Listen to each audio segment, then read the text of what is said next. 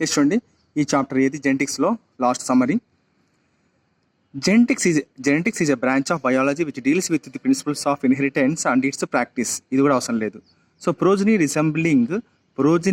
అనేది resembling the parents, తల్లిదండ్రులని మాదిరి ఉంటుంది అనమాట. Progeny resemblings the parents in morphological and physiological feature as attached the attention of many biologist has attracted the attention of many biologists.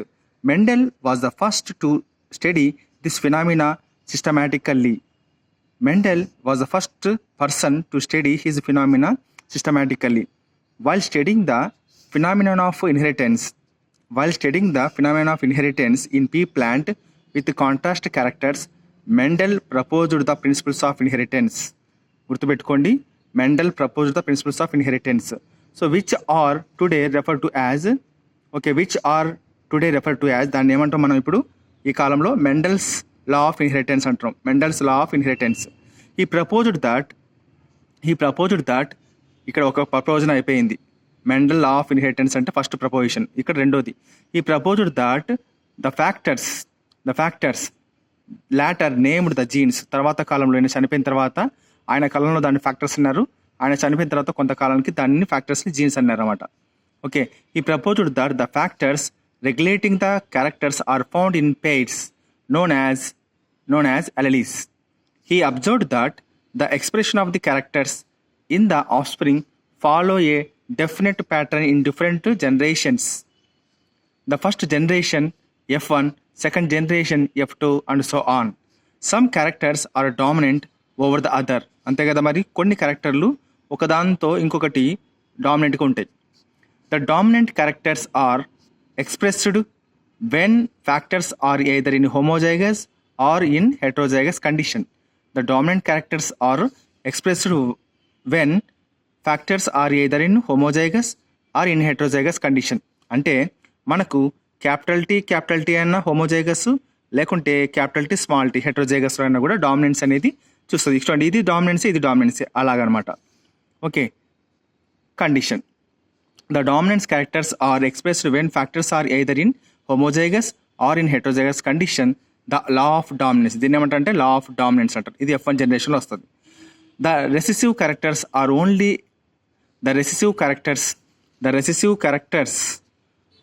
only expressed in homozygous condition. The characters never blend. Blending అంటే తెలుసా? చెట్టు పొడుగు పెరగడం లేకపోతే చెట్టు పొట్టిగా అవ్వడం అనేది మనకు తెలుసు. కానీ ఉలిగమ్మల మాదిరి ఇది ఏమవుతుందంటే ఇంటర్మీడియట్ హైట్ అనేది కనపడదు. అయితే ఇట్లనే పెరుగుతుంది టాల్గా, లేకపోతే పొట్టిగా పెరుగుతుంది, అంతేగాని ఇంటర్మీడియట్ మాదిరి పెరగదు. దీనినే బ్లెండింగ్ అంటారు. ఓకే, రెండు అది కాక ఇది కాక వేరే రకం వస్తే దాన్ని బ్లెండింగ్ అంటారు. ఇక్కడ బ్లెండింగ్ జరగదని చెప్తున్నాడు. వస్తే టాలు లేకపోతే డ్రాఫ్, అది. The recessive character that was not expressed, ఇక్కడ చూడండి right, the character never blend in heterozygous condition. The recessive character that was not expressed in heterozygous condition may be expressed again when it becomes homozygous. అంటే recessive character, ఈ tea అనేది recessive character డామినెంట్తో కలిసినప్పుడు ఎప్పుడు కూడా బయటపడదు. ఇది recessive ఉంటుంది డామినెంట్తో ఉన్నప్పుడు. ఒకవేళ సింగిల్గా వచ్చినప్పుడు, హోమోజైగస్ వచ్చినప్పుడు ఇది మనం ఎక్స్ప్రెస్ చేస్తుందని చెప్తున్నాం అన్నమాట. The recessive character that was not expressed in heterozygous condition may be expressed again when it becomes homozygous. Hence కాబట్టి characters segregate during formation of gametes. అంటే ఎట్లాగా? ఇప్పుడు ఈ టీ అనేది మనకు స్మాల్ టీ అయిపోతుంది. ఇక్కడ ఫర్ ఎగ్జాంపుల్ మీకు ఇక్కడ చెప్తా చూడండి, ఇక్కడ టీ ఉంది, సెగ్రిగేట్ అవుతున్నప్పుడు ఏమవుతుంది? టీ అవుతుంది. ఒకవేళ టీ ఉంది, సెగ్రిగేట్ అయినప్పుడు ఏమవుతుంది? టీ అవుతుంది. సో స్మాల్ టీ ఉంది, సెగ్రిగేట్ అయినప్పుడు స్మాల్ టీ అయిపోతుంది. అట్లా చెప్పేది. Character segregate during the formation of gametes. ఇవన్నీ గ్యామెట్సే కదా, ఇవన్నీ గ్యామెట్స్. సో దీన్నే లా ఆఫ్ సెగ్రిగేషన్ అంటారు. దీన్ని ఏమంటారు ఇక్కడ? లా ఆఫ్ సెగ్రిగేషన్. ఇక్కడ చూడండి, the character segregate during the formation of gametes, దీన్నే లా ఆఫ్ సెగ్రిగేషన్ అని అంటారు. Not all characters show true dominance. అవును, మనకు తెలుసు ఇన్కంప్లీట్ డామినెన్స్ కూడా ఉంది. నాట్ ఆల్ క్యారెక్టర్స్ షో, అంటే క్యారెక్టర్స్ అంటే ఏంది, plant height, plant seed shape, plant colour, flower colour, అవన్నీ అంటే బాహ్యంగా కనపడేవన్నీ క్యారెక్టర్స్ అనమాట. అది ఇప్పుడు మనం పొడుగుంటే అదొక క్యారెక్టర్, పొట్టుగుంటే అదొక క్యారెక్టర్ అట్లా. Not all characters show true dominance, some characters show incomplete dominance and, అంతే కదా, ఇన్కంప్లీట్ డామినెన్స్, దీన్ని మనం మాట్లాడుకున్నాం. Okay, and some show co dominance. When Mendel studied the inheritance of two characters, together, it was found that the factors independently assort and combine in all permutation and combinations. దీన్నే లా of independent assortment. Okay, right. ఇది మనకు తెలుసు, లా of independent assortment దేనికి దేని express అవుతుంది అనమాట. అది okay. Different combinations of gametes are theoretically represent in a square tubular form known as the Punnett square. Okay, known as the Punnett square. The factors, ఇప్పుడు మనం దాన్ని జీన్స్ అంటున్నాం. The factors are genes on chromosome regulating the characters are called genotype, and physical expression of the characters is called phenotype. After knowing that the genes are located on the chromosome అనాలి, కానీ the genes are located on the DNA అనకూడదు. ఎందుకంటే డిఎన్ఏలోని ఒక భాగమే gene కాబట్టి ఇంకా gene DNA మీద ఎలా ఉంటుంది అలా అనకూడదు. Genes are located on the chromosome. ఇది నేను ఆల్రెడీ చెప్పేసినాను, వీడియోలో రికార్డ్ చేసినాను. A good correlation was drawn between Mendel's laws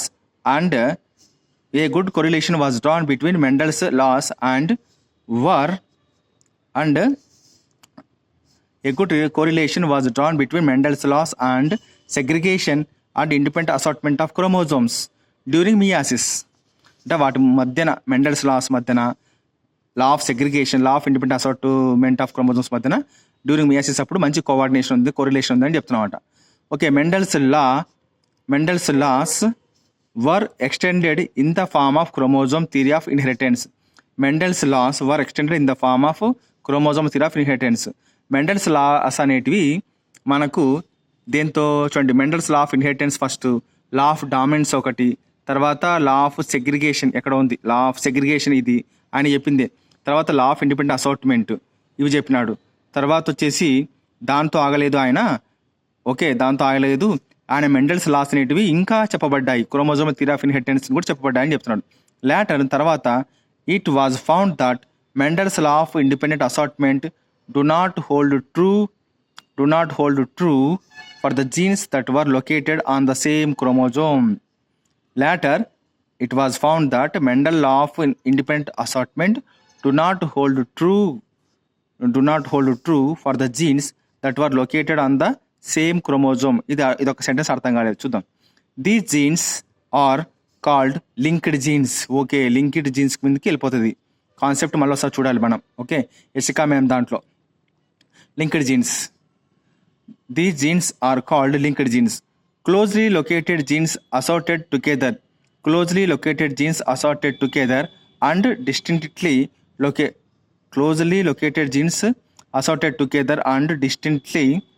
located genes due to the recombination and assortment, law of independent assortment independently.